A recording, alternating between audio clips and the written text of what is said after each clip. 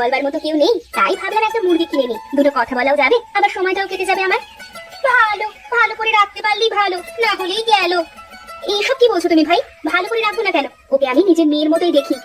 সেটাই বলছি আর কি, চোখের আড়াল হয়েছে কি ফসকে গেল? জানো তো আজকাল গ্রামে অনেকে ঘুরে বেড়াচ্ছে। কি ঘুরে বেড়াচ্ছে গো?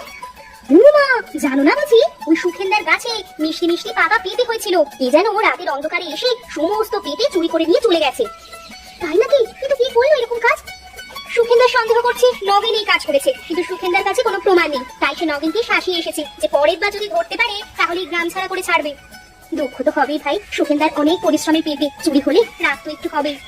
সেটাই বলছি আর কি, তোমারও তো অনেক পরিশ্রমেরই মুরগি বলো, তাই তুমিও একটু সাবধানে রেখো কেমন? কি ব্যাপার নগেন, তোমার এখানে কি প্রয়োজন? এই রাস্তা দিয়ে যাচ্ছিলাম কাকিমা, উঠানে এই সুন্দর মুরগিটাকে খাবার খেতে দেখলাম, তাই। তাই কি? না মানে জিজ্ঞাসা করছিলাম আর কি, এই মুরগিটা কি তোমার? তা আমার ঘরের উঠোন যখন আছে তখন নিশ্চয়ই আমারই হবে, কেন বলো তো?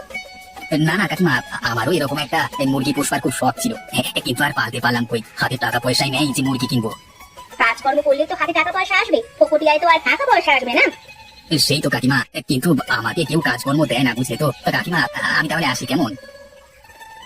আমার সঙ্গে যে মানুষ কেন এমন ব্যবহার করে কে জানে, আমি তো এখন আগের মতো নেই, আমি যে ভালো হয়ে গেছি সেটাই কেউ বোঝে না, বিশ্বাসই করে না, সবই আমার ভাগ্য।